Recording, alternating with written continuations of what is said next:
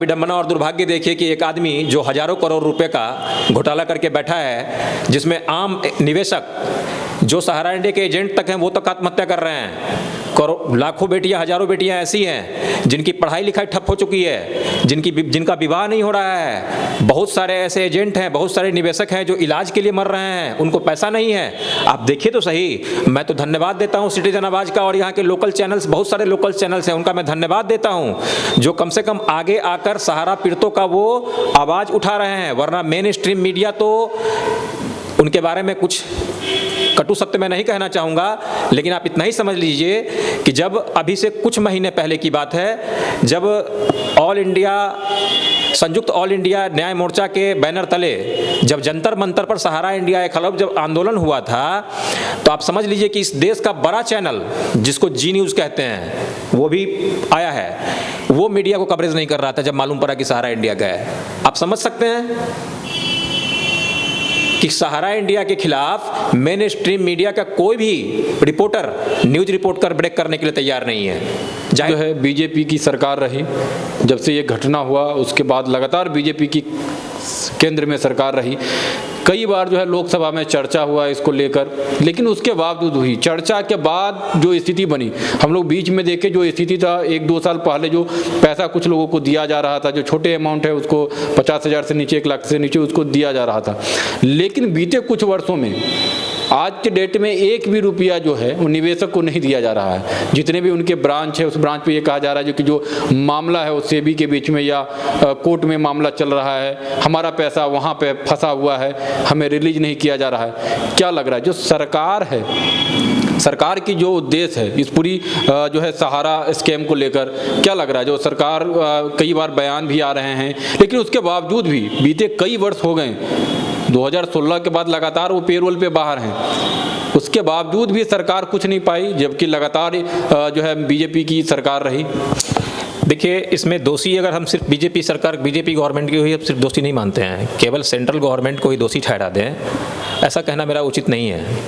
इसमें state level में भी कानून बने हुए हैं, स्टेट लेवल पर भी कानून बने हुए हैं। जैसे मैं एग्जाम्पल के तौर पर बता सकता हूँ, जैसे हमारे बिहार में क्या है, BPID एक्ट 2002, उसका संशोधन भी हुआ है। अगर मान लीजिए कि बिहार सरकार को कोई निवेशक अगर शिकायत करता है, तो आप देखेंगे कि हमारे पास एक शिकायत हमने 3-4 लोगों का करवाया था, जिसमें आप देखें ये पत्रांक 8 NBFC सहारा 2021 खंड 9 बिहार सरकार सांस्थिक वित्त निदेशालय पुराना सचिवालय पटना के द्वारा इस आलोक में संज्ञान लिया गया और यहाँ के जिला पदाधिकारी जो दरभंगा के हैं उनको बाकायदा निर्देशित किया गया है कि आवेदकगण के द्वारा दिए गए आवेदन के आलोक में BPID एक्ट के अंतर्गत विधि सम्मत कार्रवाई करते हुए कृत कार्रवाई से संबंधित प्रतिवेदन इस कार्यालय को एवं संबंधित आवेदकगण को भी उपलब्ध कराने की कृपा की जाए। अब आप देखिए कब की ये जो इस सरकार की विडंबना और यहाँ के जो अधिकारी हैं उनका निराशाजनक व्यवहार कहें या शिथिल रवैया कहें कि 19/1/2022 को लेटर मिलता है, उनको जारी किया जाता है ज्ञापांक 27 के द्वारा, और उसके बावजूद आज तक कार्रवाई नहीं होती है। इसको क्या कहेंगे, विडंबना कहेंगे। आप देख लीजिए, इसमें श्रीमती शबाना खातून है, मौसमात कौसर खातून है, श्रीमती रूबी देवी है, स्वयं मैं भी हूँ। इन सब के बारे में, कुल 4 आवेदकगण के बारे में यहाँ के जिला पदाधिकारी को बाकायदा निर्देशित किया गया है कि आप इसमें मुकदमा दर्ज कर कृत कार्रवाई करें, लेकिन यहाँ के लोग कार्रवाई नहीं कर रहे हैं, यहाँ के अधिकारी कार्रवाई नहीं कर रहे हैं। तो ये तो अजीब विडंबना है। या तो सीधी सी बात है कि जिला प्रशासन मिला हुआ है सहारा इंडिया परिवार और यहाँ के सहारा इंडिया के अधिकारियों के द्वारा, या तो उन लोगों को कुछ दिया गया है या फिर मिली भगत है, या फिर आप अपनी कार्य में शिथिलता बरत रहे हैं। क्यों बरत रहे हैं, क्या आपका इंटरेस्ट है इस मामले में।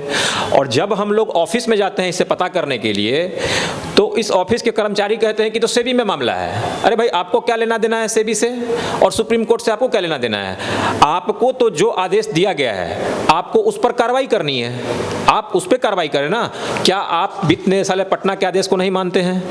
आप एक मान लीजिए कि क्लर्क हैं या आप एडीएम हैं, तो क्या आप इस कार्रवाई को नहीं मानते हैं? और इससे संबंधित जानकारी लेने के लिए ऑफिस के बावजूद जब आरटीआई लगाया जाता है तो आरटीआई का भी जवाब नहीं देते हैं। ये तो हद है। क्या लग रहा है जो स्थिति है, आप एक कह रहे हैं जो कि एक है, अभी हमने बीच में देखा जो कि पटना हाईकोर्ट से जो है सेबी प्रमुख को समन भेजा गया उपस्थित होने को लेकर, जो मामला एक याचिका सामूहिक एक याचिका पड़ी थी पटना हाईकोर्ट में पूरे मामले को लेकर। क्या उसके बावजूद भी हमने देखा जो कि बिहार सरकार उसको लेकर जो है जिलाधिकारी को एक प्रेस विज्ञप्ति भी जारी किया गया अखबारों में, जो कि आप जहां भी आपका मामला है तो जिलाधिकारी को आप लिखे अपने मामले को लेकर। क्या सिर्फ पेपरबाजी व्यवस्था को लेकर? ये केवल एक ढकोसला कह सकते हैं आप। बिहार सरकार मान लीजिए कि एडवर्टाइजमेंट के माध्यम से जो निवेशक हैं, पीड़ित निवेशक हैं, उनको आप कह रहे हैं कि आप जिलाधिकारी को आप आवेदन दीजिए और जिलाधिकारी इस पर बीपीआईडी एक्ट के द्वारा मुकदमा दर्ज करवाएंगे। तो मेरा तो सीधा सीधा आरोप है बिहार सरकार और उनके अधिकारियों पर भी कि भाई आखिर क्या मामला है कि आप जनवरी में आपके यहाँ से, आपके ऑफिस से एक लेटर फॉरवर्ड होता है जिला पदाधिकारी दरभंगा को, और उसके आलोक में आप कार्रवाई नहीं करते हैं। ये हास्यास्पद नहीं लगता है? क्या लग रहा है आपको जो कि जो एक तरफ सहारा प्रमुख जो है वो पूरी तरीके से बेल पे बाहर हैं, मामले जो है नहीं, ये पेरोल पे बाहर चल रहे हैं, मामले लगातार चल रहे हैं, कई कोर्टों में याचिका पढ़ रहे हैं, निवेशक सड़क पे आ रहे हैं, लेकिन उसके बावजूद भी जो सरकारें हैं, चाहे वो केंद्र सरकार हो या फिर राज्य सरकारें हैं, वो निवेशक की बात करें, चूंकि राजनीति में तो ये होता है जो कि आम लोगों की बात करते हैं लोग, चुनाव के समय आम लोगों की हित की बात करते हैं, लेकिन यहाँ करोड़ों रुपया आम लोगों का फंसा हुआ है एक ऐसे जगह पे, आप उसको निकाल नहीं पा रहे हैं। जो कंपनी भी लाखों करोड़ों की कंपनी है, एसेट भी करोड़ों की है उसके बावजूद भी जो स्थिति है वो केंद्र सरकार हो या फिर राज्य सरकार है। क्या लग रहा है जो आम निवेशक हैं, सिर्फ सरकारें और पार्टी चुनाव के समय जो स्थिति होती है, क्या लग रहा है? देखिए, इस संबंध में मैं एक ही बात कहना चाहूँगा।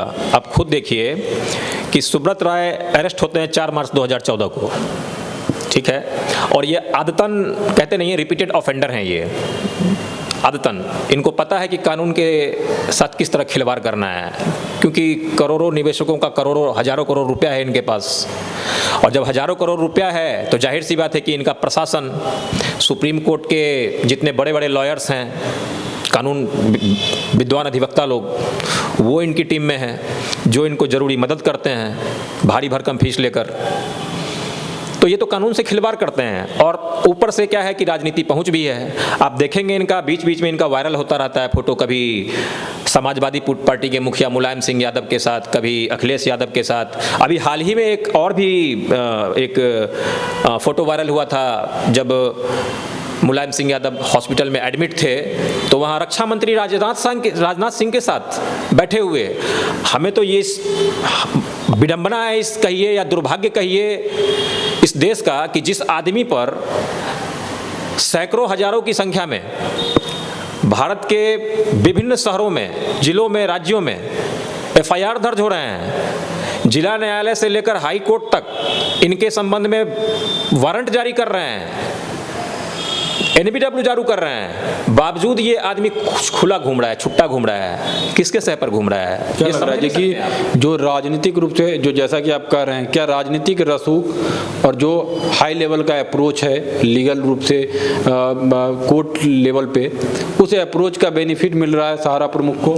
जाहिर सी बात है, ये मैं क्या कह रहा हूँ, ये आप खुद देख सकते हैं, ये आप खुद देख सकते हैं, ये मैं नहीं कह रहा हूँ। सोशल मीडिया में जो वायरल होता है फोटो किसी बड़े बड़े राजनेता के साथ, तो क्या इसका क्या इशारा क्या है? जाहिर सी बात है कि उनका कुछ ना कुछ तो है, ये मैं नहीं कह रहा हूँ। ये तो सोशल मीडिया में जो फोटो वायरल होता है उसकी प्रामाणिकता को या तो सरकार खारिज करे कि नहीं, राजनाथ सिंह के साथ, मुलायम सिंह यादव के साथ, अखिलेश यादव के साथ हमारा फोटो नहीं है, हम सुब्रत राय के साथ खड़े नहीं थे, खारिज करे वो स्टेटमेंट जारी करके।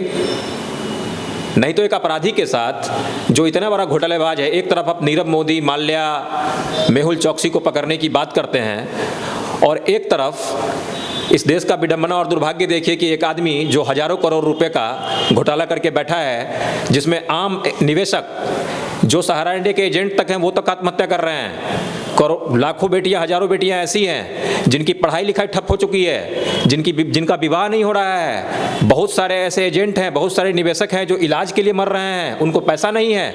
आप देखिए तो सही। मैं तो धन्यवाद देता हूं सिटीजन आवाज का और यहाँ के लोकल चैनल्स, बहुत सारे लोकल चैनल्स हैं, उनका मैं धन्यवाद देता हूं जो कम से कम आगे आकर सहारा पीड़ितों का वो आवाज उठा रहे हैं। वरना मेन स्ट्रीम मीडिया तो उनके बारे में कुछ कटु सत्य मैं नहीं कहना चाहूँगा, लेकिन आप इतना ही समझ लीजिए कि जब अभी से कुछ महीने पहले की बात है, जब संयुक्त ऑल इंडिया न्याय मोर्चा के बैनर तले जब जंतर मंतर पर सहारा इंडिया एक खिलाफ जब आंदोलन हुआ था, तो आप समझ लीजिए कि इस देश का बड़ा चैनल जिसको जी न्यूज़ कहते हैं वो भी आया है, वो मीडिया को कवरेज नहीं कर रहा था जब मालूम पड़ा कि सहारा इंडिया का है। आप समझ सकते हैं कि सहारा इंडिया के खिलाफ मेन स्ट्रीम मीडिया का कोई भी रिपोर्टर न्यूज रिपोर्ट कर ब्रेक करने के लिए तैयार नहीं है। जाहिर सी बात है कि कॉर्पोरेट्स की मिली भगत है, मेरा डायरेक्ट आरोप है, इसमें आरोप ही लगा सकते हैं ना हम। और दिखता है वो चीज़। आखिर क्या बात है कि सिटीजन आवाज इस खबर को दिखा रहा है, देश के हर हिस्से में, हर जिले में विरोध हो रहा है, प्रदर्शन हो रहा है, FIR हो रहा है, हर जगह आवेदन पड़ रहा है, उसके बावजूद भी श्रद्धा मर्डर केस को दिखाने के लिए मीडिया के पास बहुत सारा समय है। नहीं, लेकिन इस केस को दिखाने के लिए समय नहीं है, बिल्कुल भी नहीं। थोड़ा सा भी समय वो नहीं निकालते हैं कि इस मुद्दे को भी दिखाया जाए कि आखिर क्या हुआ, आखिर देश का मीडिया क्या चाहता है। क्या जनता की आवाज़ ना उठाएं? केवल उनका पॉलिटिकल एजेंडा ही रह गया है कि बस किस तरह राजनीतिक पार्टियों का मतलब एक पिछलग्गू बन के उनका न्यूज़ ब्रेक करना है, उसके चेहरे को चमकाना है।